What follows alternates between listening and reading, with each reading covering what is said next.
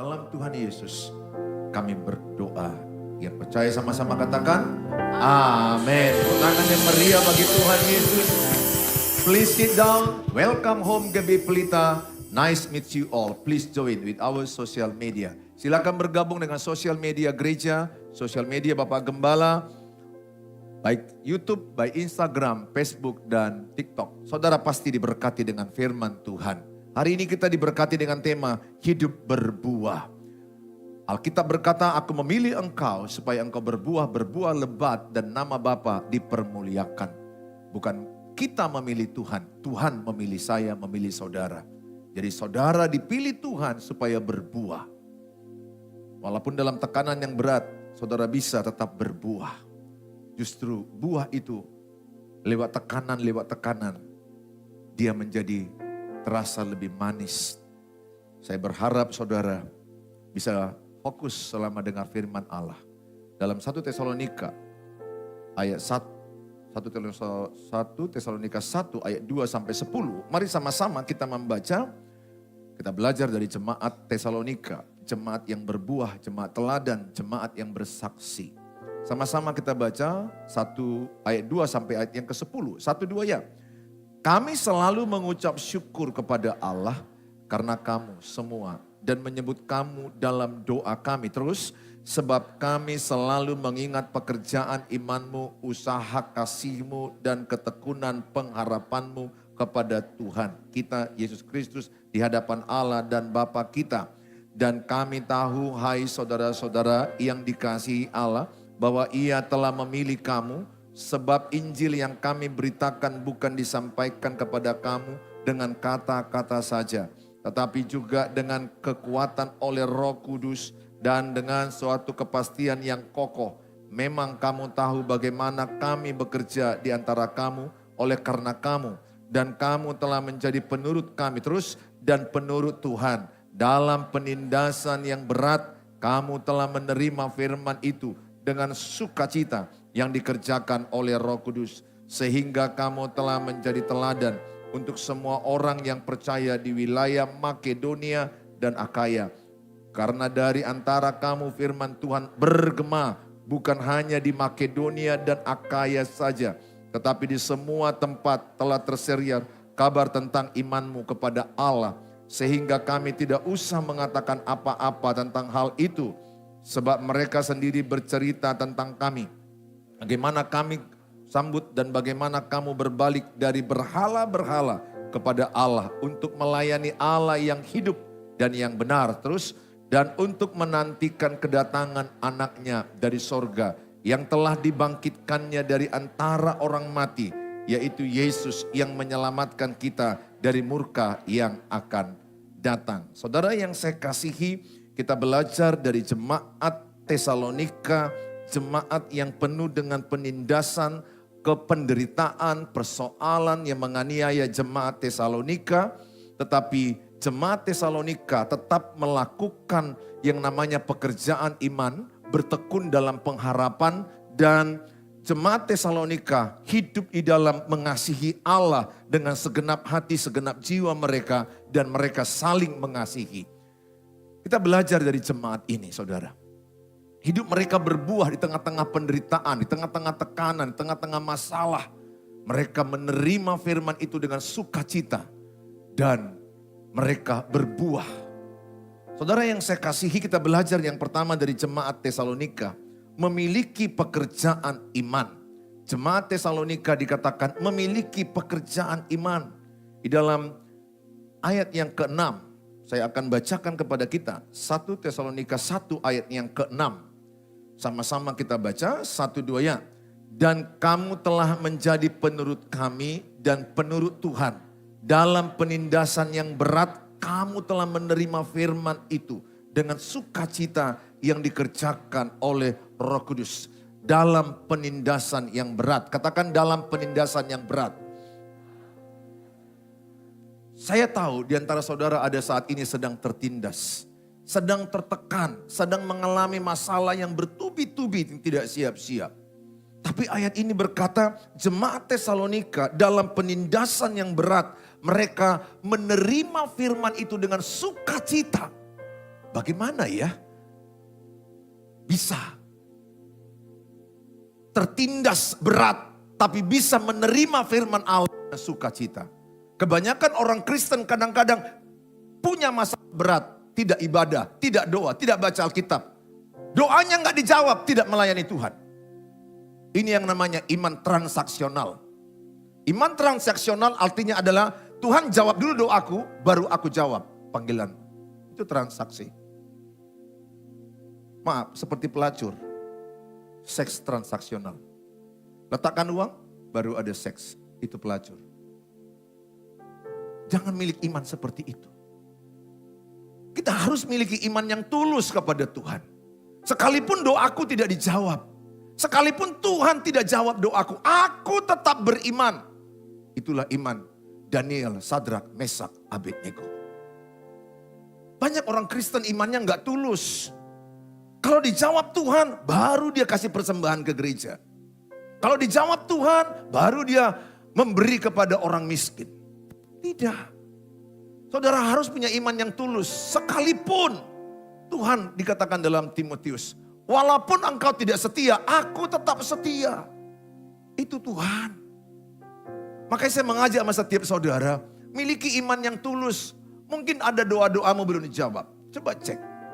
Coba cek baik-baik. Ada nggak doamu belum dijawab? Ada. Saya bangga dengan para pelayan-pelayan di sini juga. Jemaat-jemaat.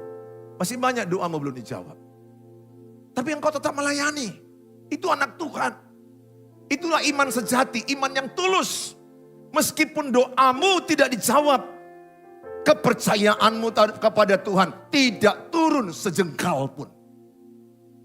Tetap engkau berkata, engkau Allahku, Tuhanku yang baik. Engkau yang tahu apa yang terbaik bagiku. Saya tahu semua yang kita alami saat ini mendatangkan kebaikan bagi kita. Oleh karena itu saya mengajak semua jemaat, miliki iman yang tulus ikut Tuhan. Itu yang dialami jemaat Tesalonika. Imannya bekerja. Dalam 1 Petrus 1. Dalam 1 Petrus 1 ayat yang ke-5 dan ayat yang ke-7. Yaitu kamu yang dipelihara dalam kekuatan Allah. Karena imanmu. Katakan, karena iman saya. Ayo lebih semangat. Karena iman saya. Tuhan memelihara saya dengan kekuatannya. Karena apa? Iman saya. Karena imanmu, bukan iman pendeta. Jangan kejar pendeta. Jangan berhalakan pendeta. Doa pendeta dengan doamu sama. Saya tidak lebih sakti dibandingkan dengan saudara. Jangan agungkan pendeta. Jangan berhalakan. Imanmu yang penting. Ini banyak yang sesat di sini orang Kristen. Mengagung-agungkan pendeta. Oh, doanya lebih sakti. Oh, pendetanya pun jadi lebih kayak dukun. Betul gak saudara? Enggak lebih sakti dia. Dia dengan dirimu sama. Sejak Tuhan Yesus telah mati di kayu salib, darahnya tercurah, maka dikatakan tirai pisah, robek. Sehingga setiap umat Tuhan bisa masuk ke ruang Maha Kudus. Bisa masuk. Kalau dulu tidak, sekali setahun imam itu masuk ke ruang Maha Kudus. Halaman, ruang kudus, ruang Maha Kudus. Antara ruang kudus dengan ruang Maha Kudus ada tirai. Kita nggak bisa masuk di situ. Mungkin hanya sampai halaman. Imam yang tidak berdosa ya, kalau dia berdosa mati di dalam. Tapi oleh darah Yesus tirai itu dikoyaknya. Sehingga setiap kita bisa langsung dengan Tuhan Yesus. Katakan, saya bisa langsung dengan Tuhan Yesus. Bilang sebelah tanpa perantara. Sadari itu. Tapi nggak salah kalau kita minta doa dari pendeta. Itu nggak salah. Meneguhkan, menguatkan, itu boleh. Menopang, itu boleh. Tapi jangan kultuskan itu pendeta. Karena pendeta dengan saudara di hadapan Tuhan. Sama. Ukurannya apa? Iman. Iman itu yang bekerja. Jadi saya mau katakan sama saudara, iman itu tumbuh dari dua hal. Pertama, iman itu tumbuh dari pendengaran akan firman Allah. Roma 10 ayat 17. Saat saudara mendengar firman begini, imanmu tumbuh. Imanmu aktif. Imanmu sedang di-charger. Beberapa HP-mu lowbat, tadi lupa men-charger. Sehingga bisa mati. Imanmu juga tidak bekerja, tidak hidup kalau tidak dengar firman. Makanya di mobil itu sering dengar-dengar khotbah. Apalagi khotbah Bapak Gembala di TikTok. Ikuti. Rugi saudara. Puji Tuhan followersnya sudah 157.000. Gak perlu ditepuk tangan.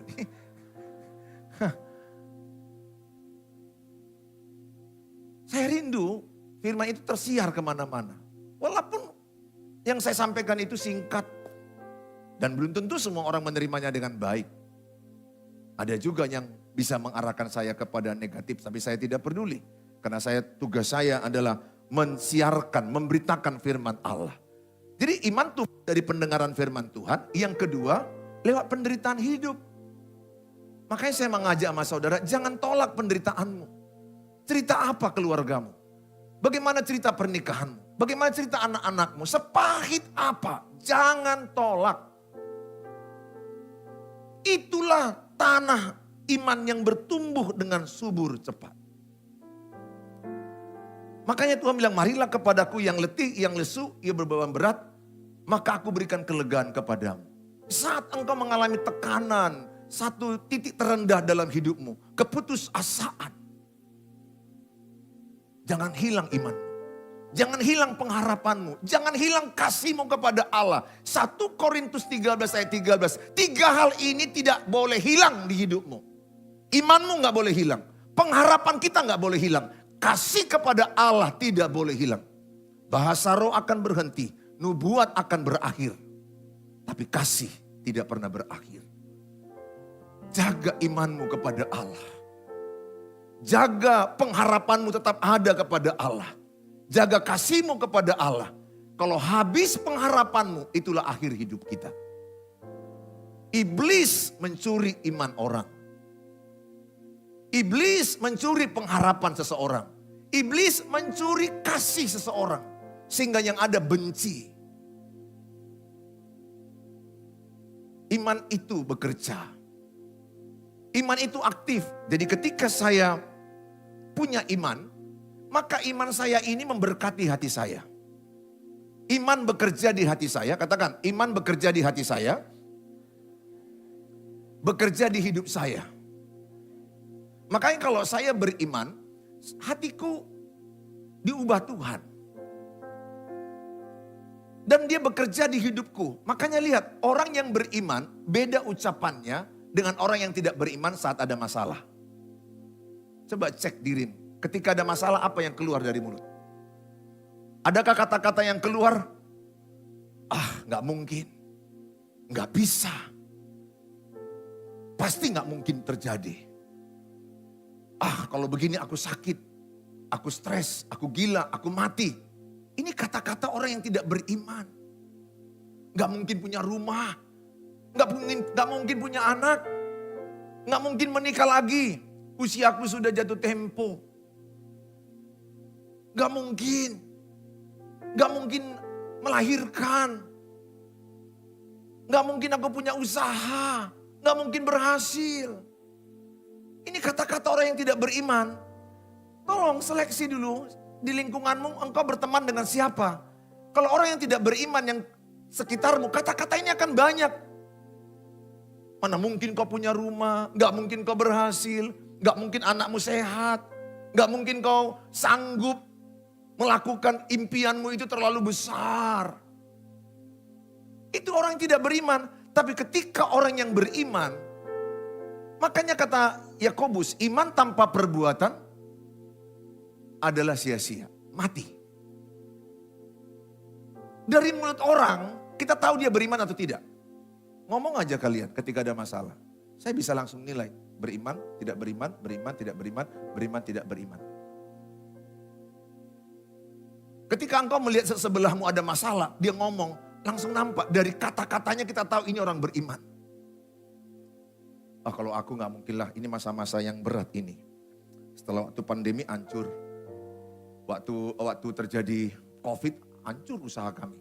Sekarang sudah lewat COVID, makin hancur.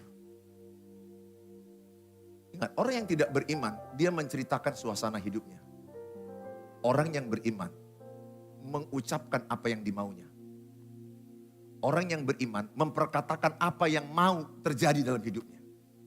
Ayo, aku tanya samamu, apa yang mau terjadi dalam hidupmu? Sehat?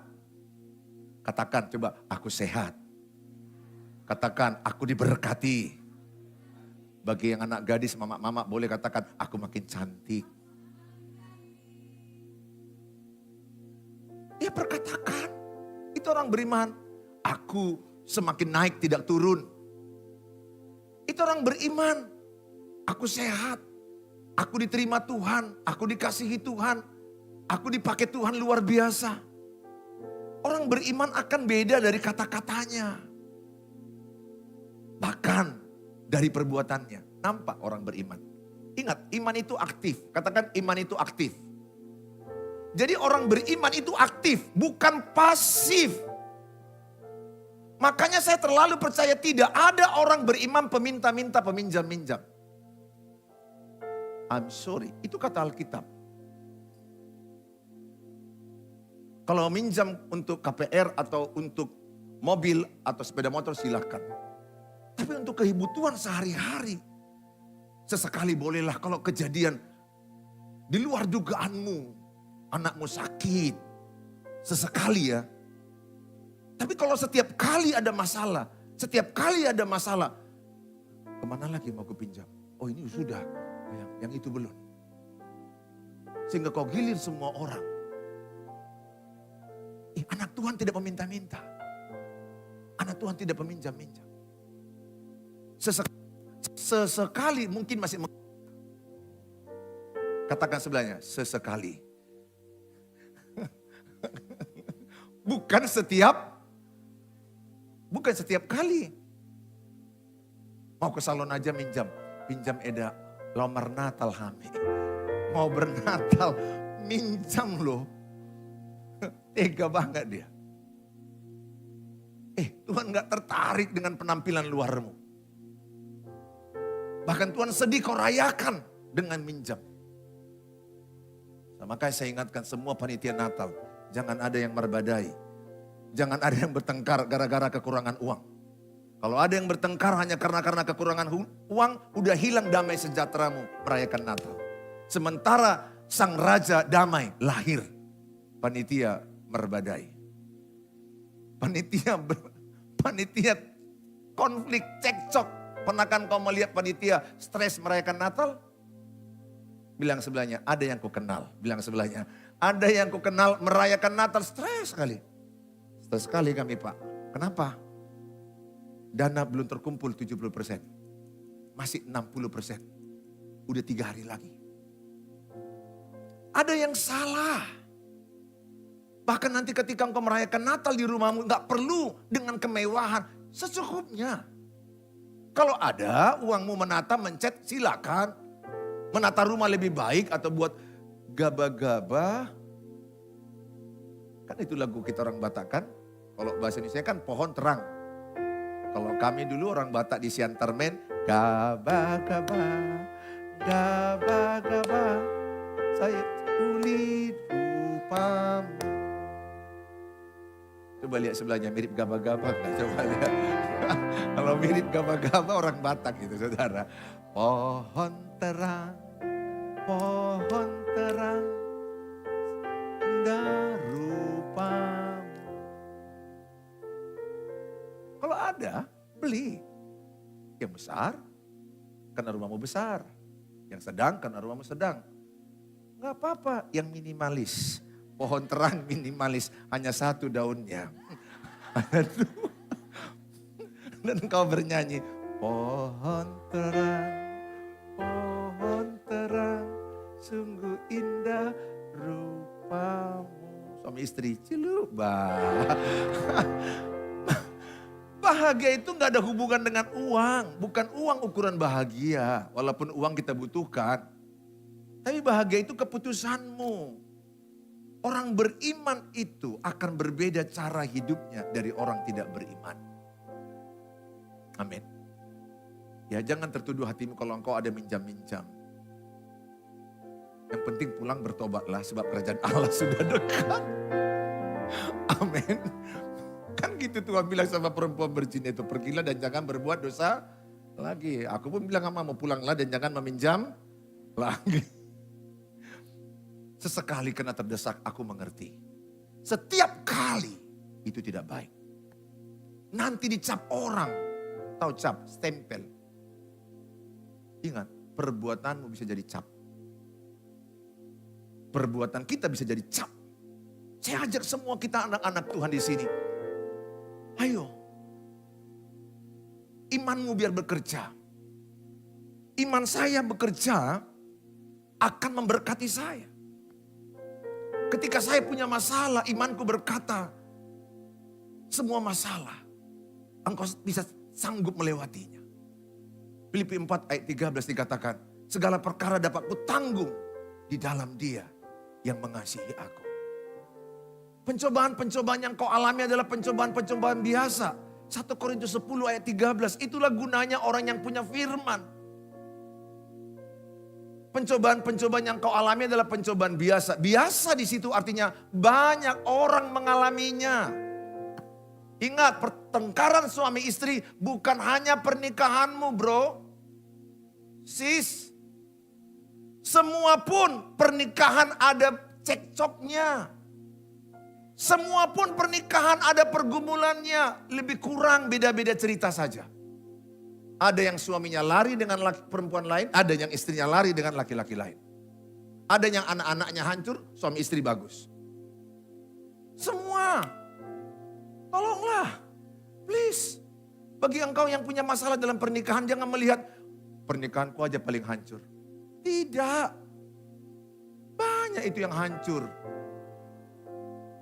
Pernikahannya udah seperti bubur. Kan ada kata-kata nasi sudah jadi bubur. Tapi jangan lupa bubur dikasih kecap, dikasih telur bulat, kecap asin sama kacang, ikan teri, enak? Enak. Ceritamu pun kalau sudah jadi bubur, kasih kecap. Jangan bilang, wah udah nasi jadi bubur, udah hancur, hancur. Keluargaku hancur. Udah bubur halus Eda. Bubur saring. Hancur aku Eda. Tahu kan bubur saring kan? Kalau bubur kan masih hanya nampak nasinya ya. Ini udah saring. Artinya udah hancur betul lah perasaanmu dalam pernikahan itu. Ada Yesus. Sehancur apa? Jadi manis. Ada Yesus sepahit apa? Jadi manis. Makanya Tuhan bilang datanglah padaku. Imanku akan memberkati aku. Dan imanku bisa memberkati mereka. Bagaimana caranya? Ketika bro ini berkata, aku susah, aku berat keadaanku. Imanku bisa memberkati dia. Ayo bro, ada Tuhan Yesus. Ayo bro, jangan putus asa. Tuhan bilang, pencobaan yang kau alami tidak melebihi kekuatanmu. Tuhan bilang, selalu ada jalan keluar. 1 Korintus 10 ayat 13. Dia bilang, bro, aku gak mengerti cerita hidupku. Berat kali dari lahir udah banyak, pahit. Remaja, SMP, SMA, ceritaku pahit. Gak terselami. Ada ayat yang berkata, Pengkhotbah 3 ayat yang ke-11. Pengkhotbah 3:11, semua indah pada waktunya. Dan Tuhan memberikan kekekalan dalam hati manusia. Dan manusia tidak memahaminya dari awal sampai akhir. Memang kita sudah diciptakan Tuhan tidak memahami semua tentang hidup kita. Saya mau katakan, saya terlalu percaya ada cerita hidupmu yang kau tidak pahami semuanya. Jangan sok kepo. Jangan ingin jadi Tuhan. Jangan ingin tahu semua cerita hidupmu. Mau? Mau tahu semua cerita hidupmu? Kalau mau, pas doa nanti dibisikkan Tuhan, tanggal kematianmu. Kau mati bulan Desember tanggal 15 jam 11.30 malam. Pas makan bakso tersedak kau. Dan kau mati. Makanya bilang sebelahnya, jangan sok tahu. Jangan mau ingin tahu semuanya. Ada yang gak perlu kau tahu. Saya pun begitu, gak perlu ku tahu semua. Cukup ku tahu Bapakku baik. Karena dia baik, cerita hidupku pasti yang baik yang dia rencanakan. Cerita yang indah, cerita yang luar biasa. Karena di Yesus adalah Bapakku yang baik. Apapun yang pahit ku alami, aku yakin mendatangkan kebaikan bagi orang yang mengasihi dia. Amin. Sepahit apa cerita hidupmu, imanilah ada kebaikan Tuhan. Jadi orang yang beriman, imannya itu bekerja. Iman itu aktif, enggak pasif. Iman tanpa perbuatan sia-sia. Iman tanpa perbuatan adalah mati. Makanya orang yang beriman itu kerja juga aktif. Jualan dia online. Siapa lagi? Mau aktif dia. Mana ada bisa jualan online? Oh, dengan iman datanglah pembeli. Mana? Orang yang beriman itu aktif. Katakan orang yang beriman itu aktif.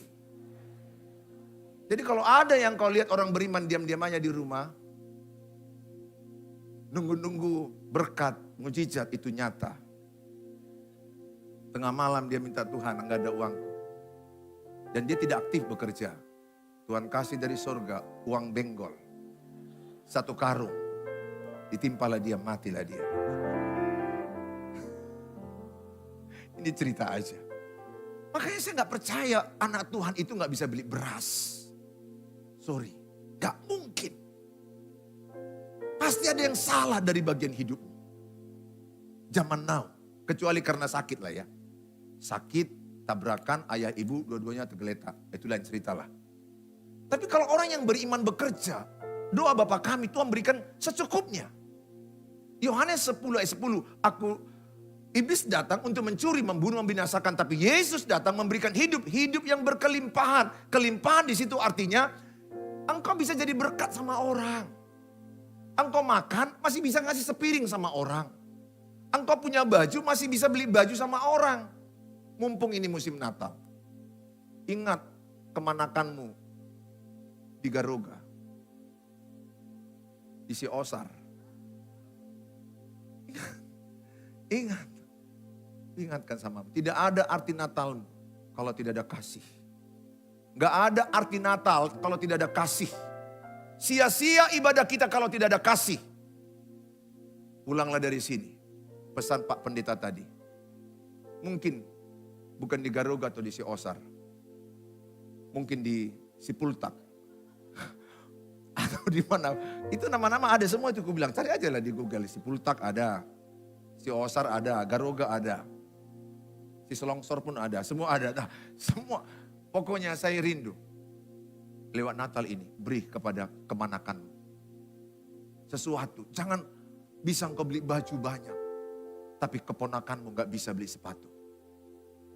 Keponakanmu punya sepatu. Terbuka-buka kayak mulut buaya sepatunya. Saya berdoa, punya hati memberkati itu. Itu Natal. Natal itu kasih. Bisa memberi. Karena hukum yang kedua adalah kasihi Allahmu dengan segenap hati, hukum pertama. Dengan segenap hati, segenap jiwa, akal budi. Dan kasihilah sesamamu. Seperti engkau mengasihi dirimu sendiri. Jadi kalau engkau beli baju, keponakanmu juga punya baju, ingin punya baju. Itu Natal. Gak ada artinya engkau merayakan Natal. Bahkan bermegah-megah di salon, bayar uang Natal 500 ribu, bayar uang salon 500 ribu. Wah beli baju lagi jutaan, waduh pedikur, manikur, tekukur, entah apa semua. Semua habis duitmu. Tapi ada keponakanmu. Sepatunya pun terbuka-buka. Please. Tolong. Itulah Natal yang sejati. atau mengunjungi panti asuhan, panti jompo. Beri sesuatu. Apa yang bisa kita beri? Kepada abang, bahkan kepada edamu yang jahat samamu. Edamu yang di Persea itu jahat kali samamu. Padahal dia tinggal di Persea.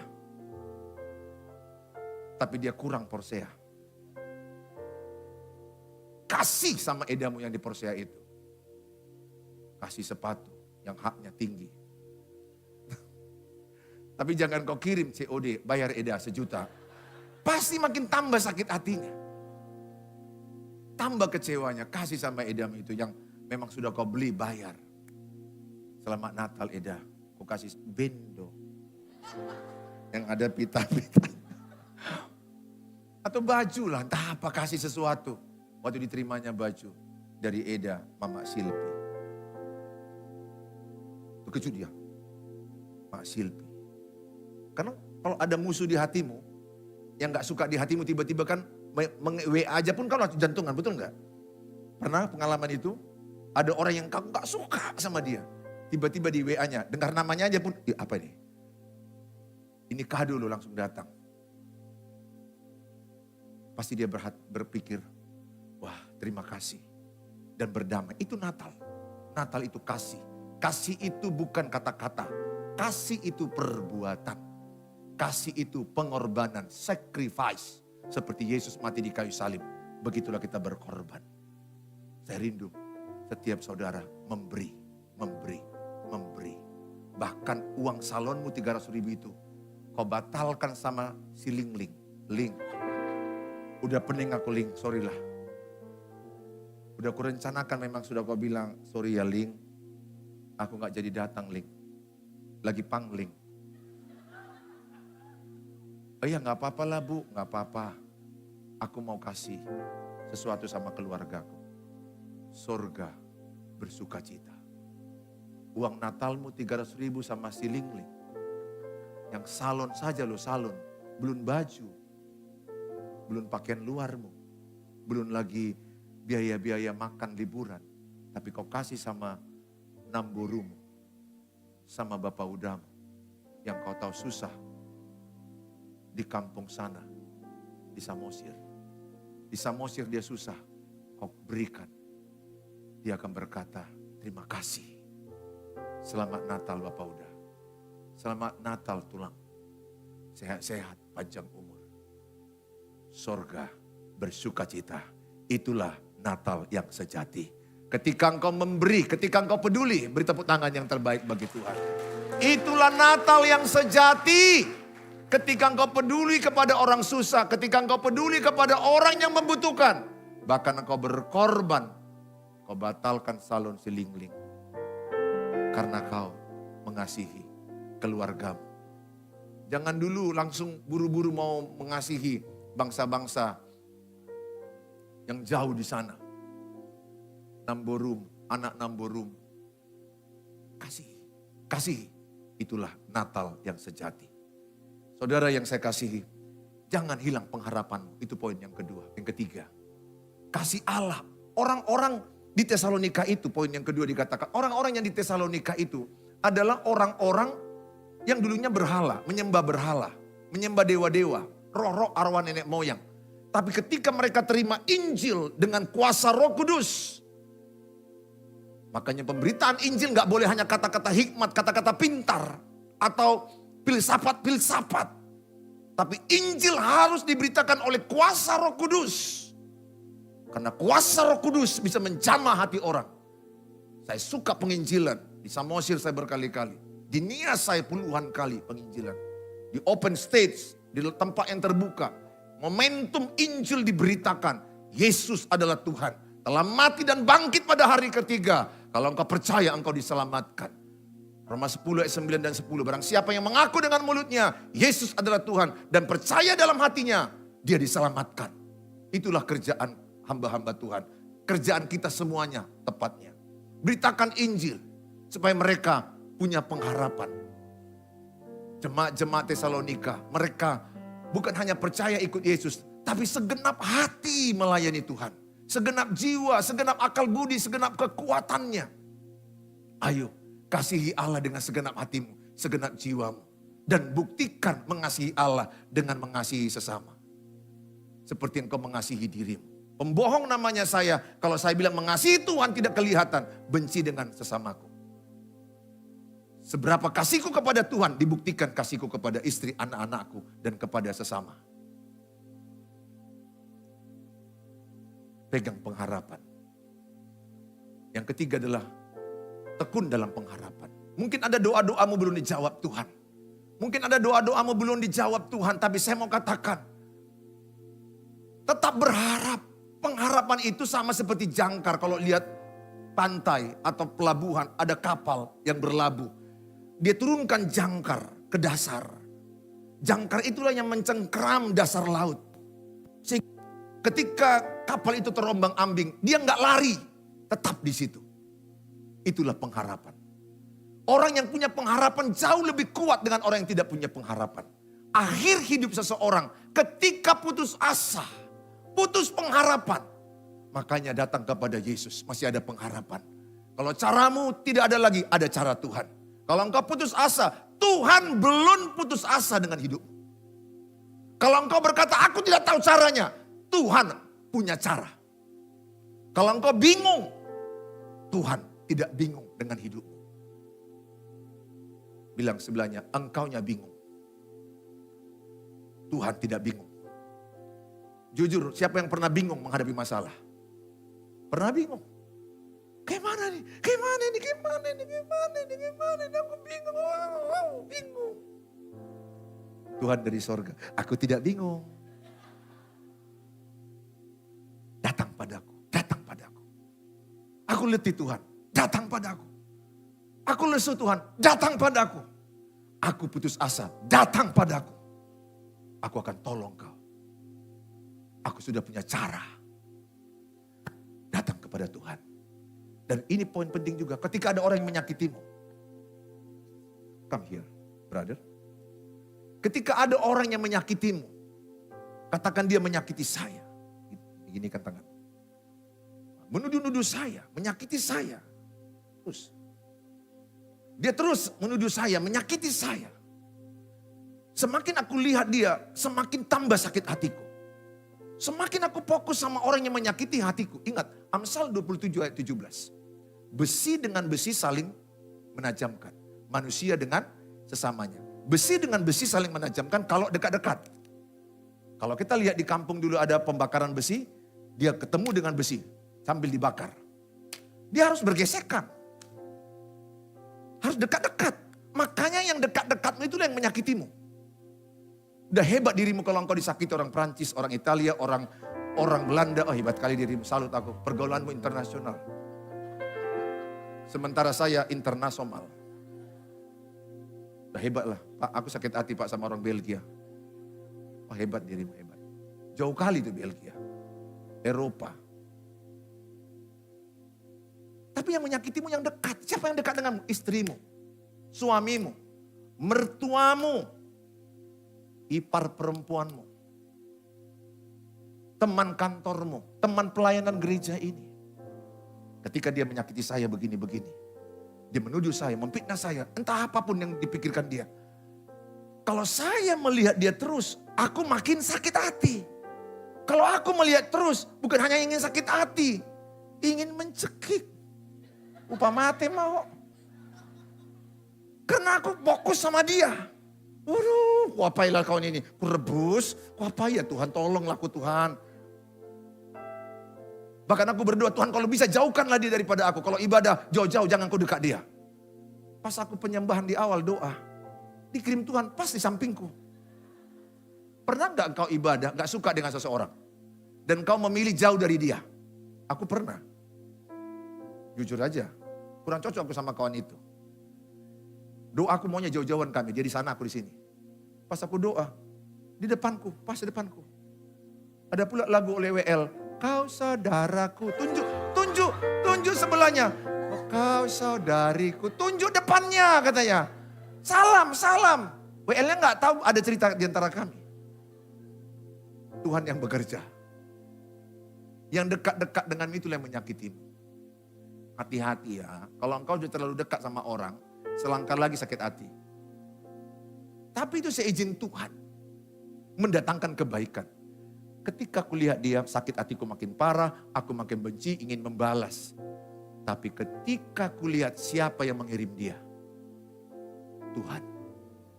Aku lihat Tuhan. Ketika kulihat dari sisi Tuhan, Tuhan, kenapa? Kenapa ini ku alami? Tuhan, tolong aku. Tuhan bicara di hatiku. Justru lewat dialah kau semakin sabar. Lewat dialah engkau semakin rendah hati. Lewat dialah engkau semakin utuh, semakin matang, semakin sempurna. Maka terimalah bahwa dia hadir seizinku. Dan aku tahu dia ada untuk membentuk karaktermu, imanmu. Jadi dia dikirim Tuhan. Bukan yang gak kusuka ini. Seizin Tuhan. Dikasih Tuhan sama aku supaya aku dibentuk. Terima kasih Tuhan. Dan aku gak perlu gelisah. Karena aku tahu Allah itu turut bekerja. Mendatangkan kebaikan lewat temanku ini. Karena dia dipakai Tuhan membentuk hidupku. Istriku dipakai Tuhan membentuk hidupku. Anak-anakku dipakai Tuhan membentuk hidupku. Musuh-musuhku. Seizin Tuhan dipakai Tuhan membentuk iman dan karakterku. Tepuk tangan bagi Tuhan Yesus.